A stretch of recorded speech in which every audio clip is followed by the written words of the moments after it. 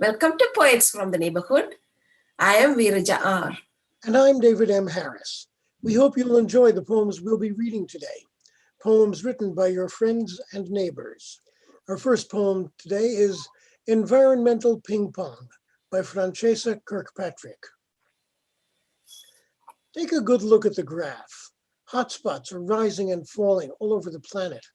We are losing plants and animals rapidly, plants that could cure cancer and other diseases. Animals are going extinct, even in zoos. What is going on here on Earth? Environmental ping pong is not a game against each other, back and forth. It is a chance to save our Mother Earth. Environmental ping pong footprints are left behind on beaches and places of refuge in our forests. Food for our animals is being destroyed as high-rises and shops take over the landscape. Trash, like a monster, takes over landfills and junkyards are full. Where are we going to send it? To the moon? Oceans are being trashed and coral reefs are dying every day. Do you ever wonder why it floods?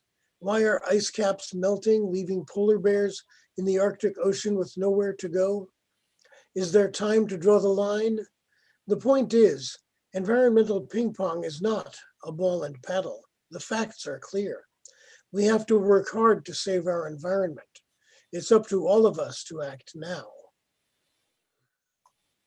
We are young, and this is the beginning, by Corey Wells. Evening, we walk a garden of amethyst, marvels, structures, and steel, pylons, and progress, burst blossoms of light. Between skyscrapers, we gather close. Our coats as steam swoops from the underground. Nearby, the scent of coffee and yeast, almost enough to tempt our course. Earlier, I took your hand for the first time, inked on your palm an address. This is where I want us to go. That word, us. Hanging like the full moon in tonight's dark, blue note of sky, now blocks away, sirens. A woman pilfers a trash can for dinner. A man dead walks into stopped traffic, palms high, as if it will ease the desperation. You reach for my hand, or do I reach for yours? We are new and believe we need an excuse to touch. Above us, rows and rows of windows, like diamonds in a jeweler's case, flash with 1,000 shiny promises, flash like a fevered undoing of buttons and cuffs. At an open door, we find our belongings, a woman in jazz club, shadow smoke. Her mouth at the mic, a bloom of orchid. Her voice, a plume of pleasure and truth. She sings our future, our fortune. Later the streets are all but empty. We walk, and my shoes rub blisters. But we are hand in hand. What's a little pain? Besides us, the topaz river glints. A poem of mine, Suburban Epiphany by David M. Harris. Do poets of the old suburban towns pray vainly to Apollo for a theme, a subject worthy of their bardic gowns? Connecticut seems not a poet's dream. Of shopping malls and high schools they could write, of subdivisions, nannies, SUVs, but smooth and lustrous surfaces don't quite inspire great art, nor do these quiet scenes. But look inside that mall or listen close to mowers moaning of their ordered lives. The chaos held at bay engenders ghosts who stalk the perfect families with knives. The poets wait the rise of boogeymen, silent upon a peak in Darien. The Bog Replies by Catherine Moore.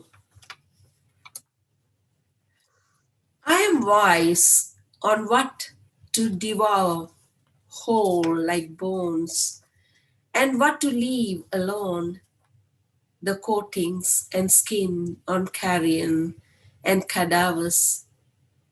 I may dissolve a coin, yet clasp an ancient book of Psalms.